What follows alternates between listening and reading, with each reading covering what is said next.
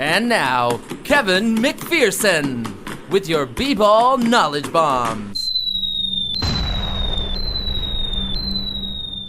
All right, we're here with Kevin McPherson on the Hog Call. Of course, Kevin from Sporting Life Arkansas. You can read his articles there at sportinglifearkansas.com. Also, don't forget, you can follow him on Twitter at ARHoopscoop. You can also see his contributions on hogville.net. And Kevin, how are you doing today? Doing great, Mike. It's a beautiful Monday. Well, I tell you, basketball, this is the greatest time of year if you're a college basketball fan, is it not? Yeah, I mean, this is really the month of March. You know, they call it March Madness, but it's really a takeover for all sports. You know, football's, you know, you hear some free agency news, different things, and baseball's gearing up. But you've got, you've got basketball front and center, the college game. This is where the whole world, this is going to get international viewership. So, yeah, it's big time. Oh, yeah. You speak of international viewership. I'll tell you a little story real quick. In Prague, Czech Republic, on vacation, go to basically a soccer bar. And what do they have on every other TV? March Madness. So that's a big statement. That says it all, right? Exactly.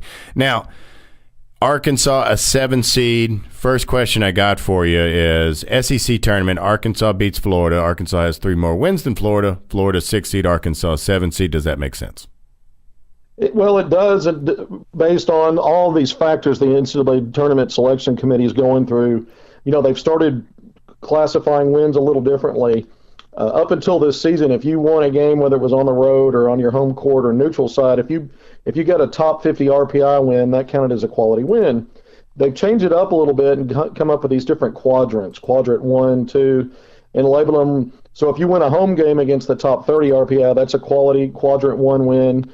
If it's on a neutral site, they look at a top 50 RPI as a quality win, and then if it's on the road, top 75. So what it all boiled down to is Arkansas had a better RPI than Florida, had a better record, did end up beating them in the SEC tournament to snap an 8-game losing skid to Florida going back to 5 years ago, a little over 5 years ago.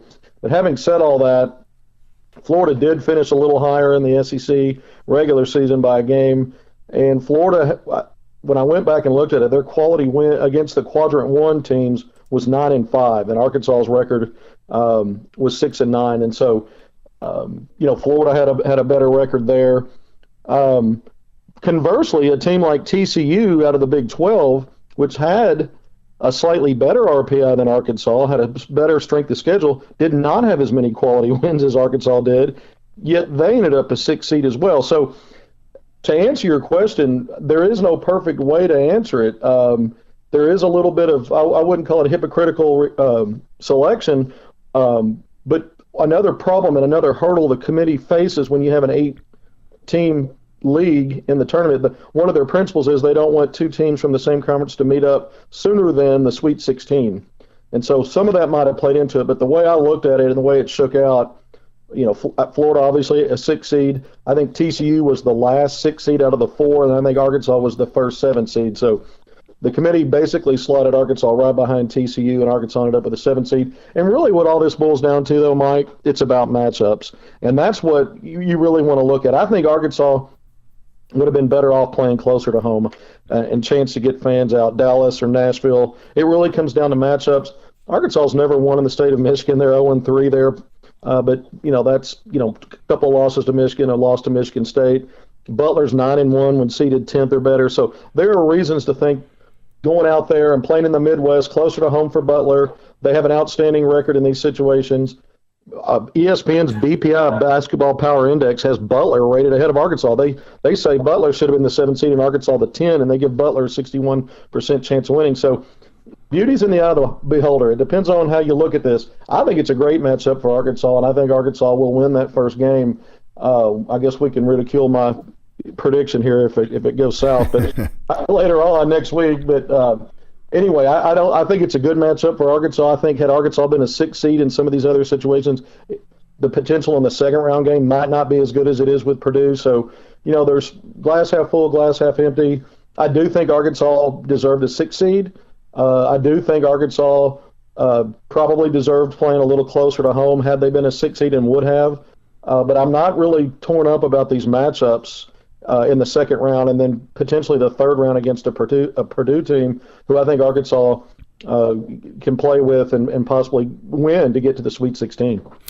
Well, obviously we're going to have you on Thursday. We can kind of break down this Butler, Arkansas a little bit more then, of course. But first, when you look at the SEC tournament over the weekend, did that tell you anything about any of the teams from the SEC now in the NCAA tournament about what they can do? I know Kentucky won it all. And is this a Kentucky team that's done what a lot of people were afraid they were going to do, and that is gel right at the perfect time, as usual? Kevin, what are your thoughts on that and Kentucky? I mean, they look good at the end of the tournament. Is this the formula Calipari has in place? Well, anytime you reload every year with high school seniors coming in, and even though they're 5 stars in lottery pick projected, you're going to have growing pains. And Kentucky, like most SEC teams this year, because of how strong the league was, had 4 or 5. I think they had 4 straight losses at one point. Got the ship turned around just in time to come to Fayetteville and thump Arkansas late in that game. But as you can see, Kentucky's been on a roll. The SEC tournament, they've won 4 in a row now. They pack that plate. Wherever it's located this year, St. Louis, their fans fill it up like it's Rupp. And, they're on a roll right now. But the NCAA tournament's a different animal, and they're still a young team. This is Calipari's youngest team. That's what he was saying on the media circuit tour yesterday that he did after the selection show. So, I'm not going to be surprised if Kentucky gets bounced even before the Sweet 16. Having said that, I do like Shea Gilgeous-Alexander at the point. He's playing really good basketball. If Jared Vanderbilt gets back, he missed the SEC tournament with injury, but if he gets back, I think Kentucky does have the pieces to make a deep run. They certainly have the talent, length, and, when you start looking at teams that are built to succeed in the SEC or in the NCAA tournament, defense is a big part of it, and Kentucky's playing really strong defense. That's one thing I look at. Defensively, they're a sound team. Now, I know we predicted, I kind of thought so, you thought so, about Missouri, a team that had a good season, getting qualified for the tournament, and that was before they brought in Michael Porter Jr. They made it to the tournament. They did lose to Georgia, though, pretty much right off the bat. What do you think about this Missouri team? Are they a sleeper? People picking their brackets are trying to find those guys that could make a splash that you're not looking at. Is Missouri one of those type of teams? Well, certainly Missouri is, and the biggest knock on Missouri is they don't have really strong point guard play. They've got a good guard in Cassius Robertson, who transferred in as a senior grad transfer, made all SEC. He's definitely a good player. We know they've got good talent on the front line. The Porter brothers, the freshman Tillman, who's big and strong and gave Arkansas fits when Arkansas lost at Missouri in the regular season finale. But when you come in as an 8 or 9 seed, the big problem there is even if you win that first round game, you're playing a 1 seed in the next game. And I really think it comes down to point guard play for Missouri. But if some of these other pieces can show up and play strong for them, and they get good favorable matchups, they could advance. They could win in advance. But it's really hard for a guy, even as good as Michael Porter Jr. is, to sit out and not play all year long, and then somehow get ready in short order and be able to blend in with the team as good as he is.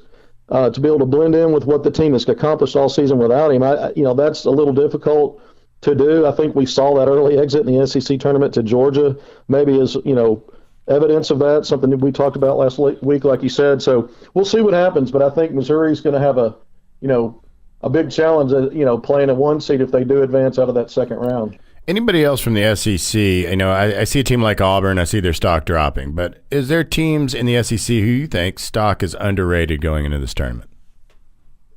Well, Auburn maybe. Auburn's a 4 seed. We saw them slide at the end of the year after losing McLemore. But, teams in the SEC had gotten used to Auburn. They'd played them once or seen them all year. And sometimes the league play becomes a grind. And I just think, when Auburn played Alabama in the SEC tournament, Bama was on a roll. They had to have that win against A&M. They still had fresh legs, and I'm not so sure that Auburn, that game was close, and then Alabama had sort of a shooting spree in the second half. Came out down 10, and similar to how Tennessee started against Arkansas. So I'm not so sure that Auburn's not really kind of a sleeper as a 4. They're still a good basketball team. Now, I'm not saying I expect them to get to the Final Four, but they're already short on the roster. They've got very good players, and I wouldn't be surprised to see them do well. Also, wouldn't be shocked if they got bounced early, but I think Tennessee obviously is a very good basketball team. Mike Anderson said back in December when Arkansas eked out that came from behind, clawed back, had been down all game and got it to overtime and won. He said in the press conference after that game, just looking at Tennessee at that point, they looked like a top 10, a top 15 team, maybe even top 10, and I certainly wouldn't disagree with that point now. But as far as sleepers go, A&M, they've had backcourt problems. They certainly have the resume early in the season, but they're not the same team now. They've got the potential. I just think the SEC is so good. I think all the teams are sleeper teams. I really do. You've got 8 teams in the dance, and I think half of those have a valid shot at getting to the Sweet 16, including Arkansas. Well, we're about to hit a commercial break, Kevin, but we'll hold you on. Talk a little bit more about some of on the national scene, who could make an impact in this tournament, and a little bit more, of course, as well, guys. Stay tuned right here on 1190 The Fan. We'll be back with Kevin McPherson. Remember, you can read his articles at sportinglifearkansas.com. He's a contributor to hogville.net. And as always, follow him on Twitter at ARHoopScoop. That's capital A, capital R, capital H, OOP, capital S, COOP. And we'll be back after this commercial break.